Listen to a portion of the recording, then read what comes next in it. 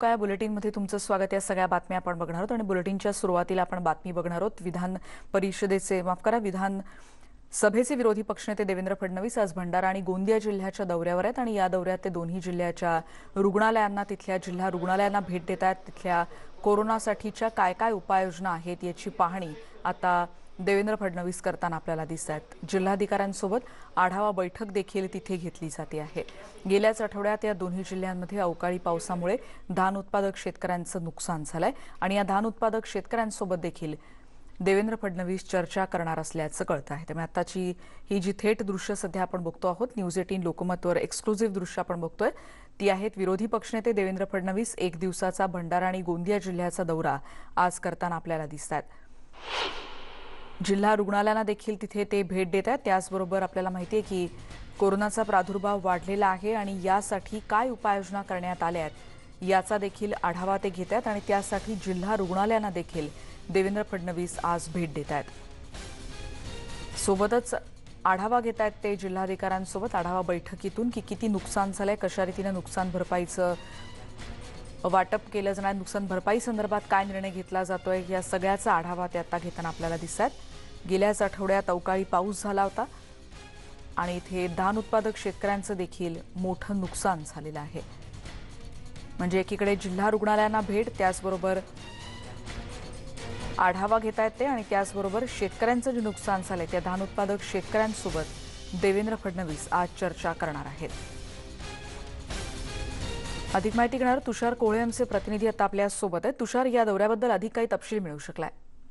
तर का बघायला झालं तर 2 दिवसाचा त्यांचा जो महत्वाचा दौरा होता तो आज सुरू झालेला आहे. विशेष करून भंडारा आणि गोंदिया 2 जिल्ह्यासाठी हा दौरा आहे. आता सध्या भंडाऱ्याचे जे जिल्हा रुग्णालय आहे तिथे देवेंद्र फडणवीस पोहोचलेले आहे आणि त्याची माहिती घेत आहे. हे तेच रुग्णालय जिथे आग लागली होती आणि 10 बालकांचा मृत्यू झाला होता. त्यानंतर आता कोविडच्या संदर्भात ते आढावा घेत आहे. म्युकोरमायसिसच्या संदर्भात ते या जिल्हा रुग्णालयामध्ये बसून अधिकाऱ्यांसोबत चर्चा करत आहे आणि एकंदरीत आढावा घेत आहे. यासोबतच ते जिल्हाधिकाऱ्यांना देखील भेटणार आहे आणि धान उत्पादक शेतकरी आहे ते मागच्या आठवड्यामध्ये धान उत्पादक शेतकऱ्यांचं देखील या भागामध्ये प्रचंड नुकसान झालेलं होतं. त्या शेतकऱ्यांची देखील ते भेट घेणार आहे. अत्यंत महत्वाचा असा हा त्यांचा दौरा आहे. जर का बघायचं झालं तर विशेष करून गोंदिया जिल्ह्यामध्ये मागच्या काही दिवसांमध्ये कोरोनाचा आकडा जरी कमी झाला पण गोंदिया जिल्ह्यातला कोरोना हा पूर्णपणे नियंत्रणामध्ये आलेला नाही. भंडारा एक मॉडेल चांगलं होतं, ज्याचं केंद्रीय स्तरावर देखील कौतुक झालेलं होतं. बऱ्यापैकी भंडारा जिल्ह्यामध्ये कोरोनाची परिस्थिती नियंत्रणामध्ये आहे पण अजूनही पूर्णपणे ती थांबलेली नाही. या दोन्ही जिल्ह्याच्या या दौऱ्यावर फडणवीस कोरोना आढावासह शेतकरी धान उत्पादक जे शेतकरी आहे, कारण की धान उत्पादक शेतकऱ्यांचा तो प्रमुख समस्या आहे.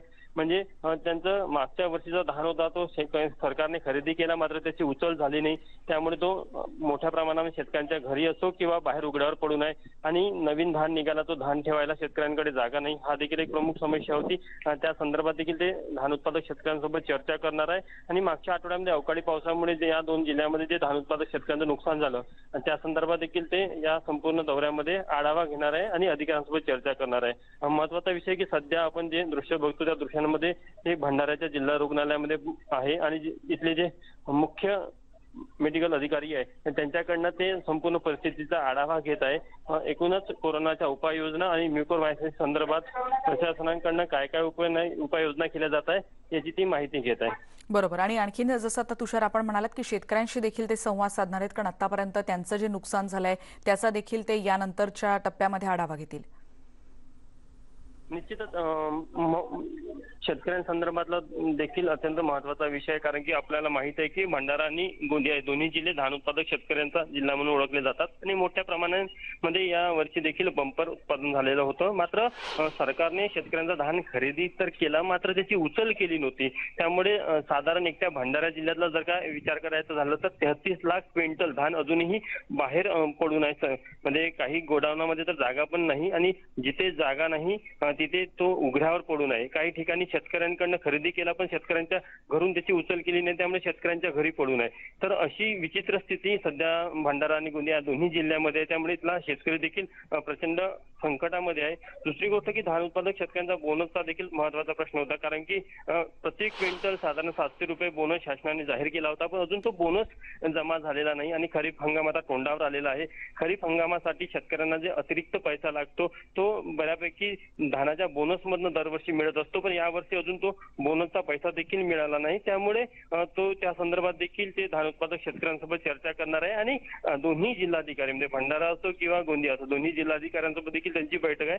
त्यामुळे त्या बैठकीमधनं देखील काय तोडगा निघेल किंवा काय सूचना करतात ते देखील बघणं महत्वाचं राहणार आहे. निश्चितच तुषार, म्हणूनच क्षणाचे अपडेट तुमच्याकडून घेत राहणार आहोत. आपण बघतो विरोधी पक्षनेते देवेंद्र फडणवीस भंडारा आणि गोंदिया जिल्ह्याच्या दौऱ्यावर आहेत आणि दोन्ही जिल्हा रुग्णालयांना ते भेट देत आहेत. कोविड उपाययोजनांची देखील त्यांनी आता पाहणी केली.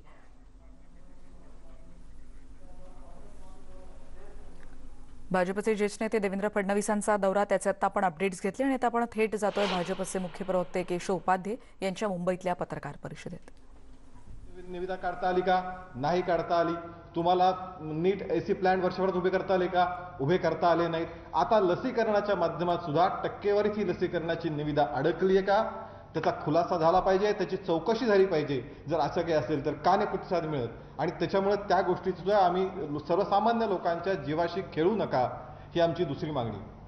तिसरं एक सगळ्यात महत्वाचं आहे, म्युकरमायकोसिसच्या बाबतीत सरकार गंभीर नाही. या औषधाची, या आजाराची औषधं ही प्रचंड महाग आहेत आणि त्यामुळे याची किंमत, या आजाराची किंमत सर्वसामान्यांच्या आवाक्या बाहेर जाते. याची जी आजारपणाची किंमत जी काही द्यावी लागते. आमची मागणी आहे की या संदर्भात राज्य सरकारनं ठोस भूमिका जाहीर केली पाहिजे. 5 लाखापर्यंतचा उपचार हा राज्य सरकारने केला पाहिजे, कारण महागडं हे सगळं आहे आणि सर्वसामान्य गोरगरिबांना हे परवडणारं नाही. त्यामुळे त्यात एखादी गोष्ट सरकारने स्वतः या विषयात लक्ष घालून या आजारपणामध्ये सरकारने एकतर दर ठरवून दिले पाहिजे, स्वतः त्या 5 लाखापर्यंतच्या खर्चाची जबाबदारी उचलली पाहिजे आणि जादा दर आकारणाऱ्या रुग्णालयांवरती कारवाई केली पाहिजे. ही आमची दुसरी मागणी. नुसती खरेदीसाठी, लस खरेदीसाठी चेक तयार आहेत असं सांगून लस खरेदी होत नसते. ती लस खरेदीची प्रक्रिया पूर्णच करावी लागते. मात्र ती पूर्ण करण्यामध्ये राज्य सरकार अपयशी का ठरतंय, टक्केवारीचा घोळ कुठे मुरतोय हे एकदा जाहीर केलं पाहिजे, त्याची चौकशी झाली पाहिजे. ही आमची मागणी आहे. आता केंद्रावरती टाकणं चालू आहे, केंद्राने द्यावं. तुम्ही इथे काय करता आहात, टक्केवारी पुरतेच आहात का, हा त्यातला एक मुद्दा आहे. ही एक प्रश्न झाला. दुसरा एक अत्यंत महत्त्वाचा भूमिका आता हे करतोय, आरक्षणातल्या पदोन्नतीबाबत ज्या पद्धतीचं काँग्रेस आता स्टँड घेत आहे, काँग्रेस पक्षाची आरक्षणाच्या त्या संदर्भातली भूमिका, पदोन्नतीच्या आरक्षण संदर्भातली भूमिका ही दुतोंडी आहे. कारण मुळामध्ये काँग्रेस दावा करते की आम्ही आमच्यामुळे ते काय स्थगिती आणली, मुख्यमंत्र्यांना भेटणार, बला बला बला अशा दावा त्यांचे सुरू आहेत. पण या समितीचे जे काँग्रेसचे सदस्य आहेत, मग ते नितीन राऊत असतील, वर्षा गायकवाड असतील, मग पाडवी असतील, यांनी अजित पवारांनी सांगितलेली भूमिका मान्य कशी केली? म्हणजे समितीमध्ये मान्य करायचं आणि बाहेर येऊन मात्र वेगळी भूमिका घ्यायची, हा दुटप्पीपणा नाही का? आता पटोलेंची एक भूमिका आहे, मुख्यमंत्र्यांना भेटणार, अमुक करणार, तमुक करणार. पण या सगळ्या याच्यामध्ये काँग्रेसने आपली विश्वासार्हता गमावली. पदोन्नती आरक्षणाबाबत एक वांझोटी भूमिका, दुतोंडी भूमिका ही सध्या काँग्रेस पक्ष घेत आहे आणि त्यामुळे या भूमिकेला काही अर्थ नाही असं आमचं म्हणणं आहे. काही प्रश्न असतील तर विचारा, उत्तर. केशवजी, असं का होतं की राज्य सरकारच्या निविदेला एकही माणूस येत नाही आणि मुंबई महापालिकेला मात्र? मुळामध्ये मुंबई महापालिकेच्या बाबतीत सुद्धा म्हणजे खरं म्हणजे मी पुन्हा एकदा तोच प्रश्न राज्य सरकार विचारू इच्छितो की तुम्ही नुसत्याच गावगप्पा करता, 7 दिवसात आरक्षण पूर्ण, 7 दिवसात लसीकरण पूर्ण करू, अशा प्रकारच्या भूमिका तुम्ही मांडता. आज पुन्हा एकदा म्हणजे पहिल्यांदा तुम्ही गेल्या आठवड्यात मागवलं होतं, त्यावेळी काहीतरी 4-5 लोकांनी इच्छा व्यक्त केली, सांगितलं. आता पुन्हा तुम्ही मुदत वाढवली आहे. आता मुंबई महापालिकेची सुद्धा लस कधी मिळणार माहिती नाही आहे, कोणत्या किमतीला मिळणार माहिती नाही आहे, कधी मिळणार माहिती नाही आहे. त्यामुळे अजून या गतीने जरी गेलं तरी किमान 1 महिना सुद्धा, कारण अजून त्यांनी 1 आठवडा मुदत वाढवली आहे. त्याच्यानंतर ते प्राइस म्हणजे आत्ताच त्यांचं प्राथमिक अवस्थेत आहे की क्षमता आहे की नाही द्यायची, इथपर्यंत.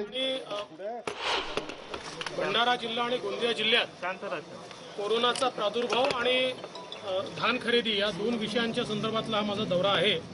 आता कोरोनाच्या संदर्भात इथे आपण सिव्हिल हॉस्पिटलला भेट दिली आहे आणि जे इथले ॲक्टिंग सिव्हिल सर्जन आहेत त्यांच्याशी आमची चर्चा झाली. कोरोनाच्या संदर्भात मध्यंतरी भंडाऱ्याची परिस्थिती अत्यंत खराब होती. आता ती प्लॅट्यू होते आहे, त्यामुळे आता बरीच स्टेबल ती झालेली आहे. परंतु तिसऱ्या वेव्हची देखील तयारी ही अत्यंत महत्त्वाची आहे आणि विशेषतः म्युकरमायकोसिस हा जो काही रोग आहे त्याही संदर्भात लक्ष देण्याची गरज आहे. तर त्या दृष्टीने आत्ता त्यांनी असं सांगितलं की काही ॲक्टिव्ह पेशंट्स या ठिकाणी भंडाऱ्यामध्ये म्युकरमायकोसिसचे आहेत, पण त्याच्यात सर्जरीला मात्र नागपूरला पाठवावं लागतं कारण इथे तेवढी बाकी गोष्टी अवेलेबल नाही आहेत. काही सर्जरी होऊन इथे आता स्टॅबिलायझेशन करता आलेले पेशंट्स आहेत. मी त्यांना असं सूचना केली की विशेषतः त्यांनी हा प्रयत्न केला पाहिजे की अर्ली डायग्नोसिस कसं होऊ शकेल आणि अर्ली डायग्नोसिसच्या माध्यमातून कशा प्रकारे स्क्रीनिंग करून या लोकांना आपल्याला प्रिव्हेंट करता येईल अशा दृष्टीनं प्रयत्न केला पाहिजे. तर त्यात त्यांनी सांगितलं की आम्ही तो प्रयत्न निश्चितपणे करतो आहे, कारण याच्यामध्ये लोक जर पहिले लक्षात आले तर मग ते डिटेरिएट होत नाही, हे देखील अत्यंत महत्त्वाचं आहे. एक विशेषतः बाब माझ्या लक्षात आली की इतका मागच्या काळामध्ये याच सिव्हिल हॉस्पिटलमध्ये 10 बालकांचा मृत्यू झाला होता, आपल्याला कल्पना आहे, आणि मोठ्या प्रमाणात त्या ठिकाणी अग्निकांड झालं होतं. मी आज त्याची माहिती घेतली. अद्यापही या ठिकाणी फायर सेफ्टीची यंत्रणा लागलेली नाही. आता मला असं वाटतं कदाचित वर्ष या ठिकाणी पूर्ण होऊन गेलं, पण तरी देखील ही फायर सेफ्टीची जी यंत्रणा आहे ती इथे लागलेली नाही. आता सांगण्यात येत आहे की टेंडर फ्लोट झाला आहे, ते झालं आहे की नाही हे मला माहिती नाही, पण अद्यापही हे झालेलं नाही. मला असं वाटतं हे देखील एक प्रकारे अक्षम्य दुर्लक्ष आहे आणि याकडे देखील लक्ष देण्याची आवश्यकता आहे. तिसऱ्या वेव्हकरता पिडियाट्रिक अशा व्यवस्था ही मात्र उभी करण्याची गरज आहे. खासदार स्वतः त्यात लक्ष घालतात, आमदार घालतात आणि निश्चित ते देखील उभं करण्याचा प्रयत्न होईल. मला असं वाटतं आता मी कलेक्टर ऑफिसमध्ये जाणार आहे. कोरोनासोबत धान खरेदीचा विषय देखील महत्त्वाचा आहे. धान खरेदी होत नाही आहे, बोनस मिळालेलं नाही आहे, केंद्र बंद आहे, फार मोठ्या प्रमाणात शेतकरी अडचणीत आहे. त्या संदर्भात आता मी चर्चा करायला कलेक्टर ऑफिसला चालतो.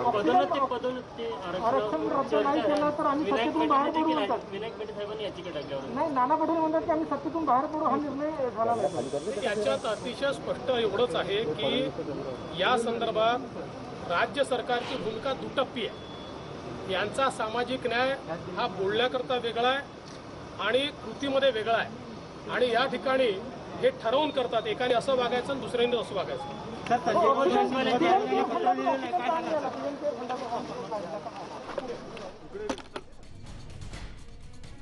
त्यामुळे जिल्हा रुग्णालयाला भेट दिल्यानंतर आपल्याला माहिती आहे जिथे भंडाऱ्यामध्ये झालेल्या दुर्घटनेत 10 लहान बालकांचा मृत्यू झाला होता आणि या सगळ्या प्रकरणाची माहिती तर त्यांनी करून घेतली. त्याचबरोबर कोविड उपाययोजनांसंदर्भात देखील त्यांनी आता माहिती घेतली.